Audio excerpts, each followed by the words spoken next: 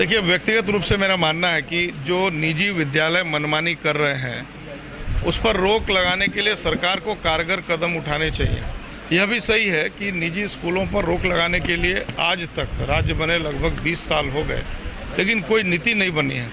अच्छा लग रहा था इस सरकार के शिक्षा मंत्री श्रीमान जगन्नाथ महतो जी जब बयान दे रहे थे तो बहुत बढ़िया लग रहा था कि कोई बहुत बहादुर शिक्षा मंत्री हैं जो निजी विद्यालय पर पक्का नकेल कसेंगे।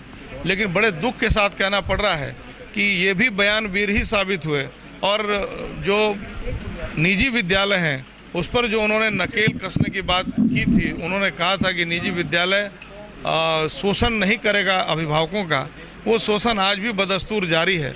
तो मैं कह सकता हूं कि जो सरकार है पूरी तरह से, ये सरकार भी पूरी तरह से फेल है।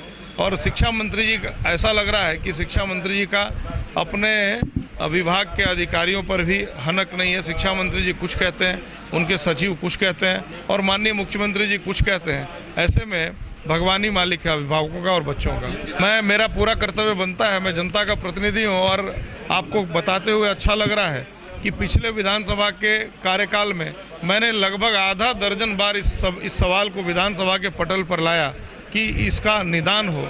लेकिन दुख इस बात का है कि सच में वही ढाक के तीन पात, आज भी कोई परिणाम सामने आया नहीं है। मैं समझता हूं कि इस पर जो निजी विद्यालय हैं उनको भी मानवीय दृष्टिकोण अपनाना चाहिए, क्योंकि अगर पिछले 7-8 महीने से विद्यालय बंद हैं तो वो इस बात का जिद क्यों कर रहे हैं कि हम बस का फीस लेंगे ही लेंगे। अगर ट्यूशन फी की बात है तो ट्यूशन फी देने के लिए अभिभावक भी तैयार हैं। देखिए, मैंने कई बार कहा ना कि शिक्षा मंत्री जी को पत्र लिखा, जो शिक्षा मानव संसाधन सचिव हैं उनको पत्र लिखा, मुख्यमंत्री जी को पत्र लिखा, इवन डीसी बोकारो को भी कहा कि आप इंटरवेन करिए, आप हस्तक्षेप करें ताकि अभिभावकों को जो उनका जो शोषण हो रहा है उससे उनको मुक्ति मिले। एक और परेशानी है, हम लोग सड़क पर उतरने उतर इसलिए नहीं पा रहे हैं कि कोविड-19 का असर है और आज भी लॉकडाउन के दौर से गुजर रहा है झारखंड। 31 अगस्त तक लॉकडाउन किया हुआ है। अगर हम लोग सड़क पर उतरेंगे तो 1 दर्जन केस करके और मुकदमा चलाना शुरू कर देगी सरकार।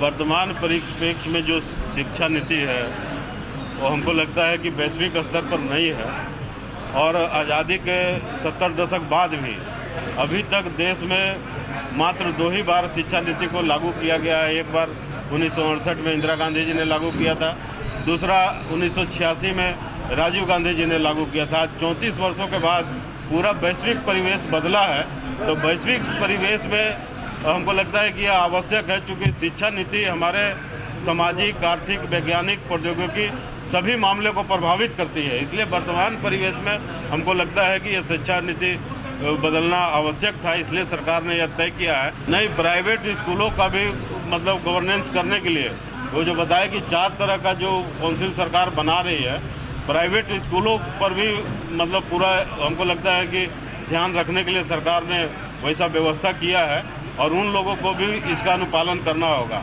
30:1 का रेशियो। तो क्या हम माने कि जो शिक्षा नीति बनी है प्राइवेट स्कूलों के लिए नहीं बनी है, जैसा कि अभी आप कह रहे हैं? नहीं, प्राइवेट स्कूलों को भी गवर्नेंस के अंदर लाया जाएगा, हम ये बात कर रहे हैं। अभी नहीं है? अभी भी है।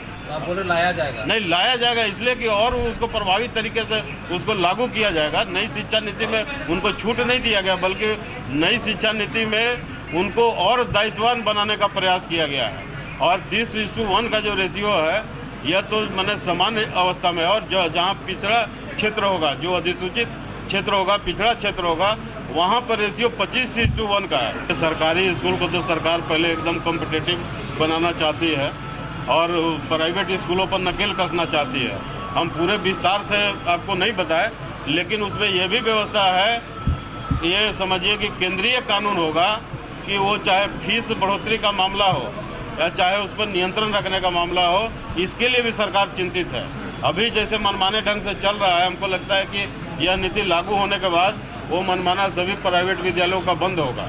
और जहाँ तक टेट पास किए हुए शिक्षकों का बात है, तो इसके संबंध में हमको लगता है कि सरकार, राज्य सरकार या केंद्र सरकार मिलकर के कुछ विचार करेगी।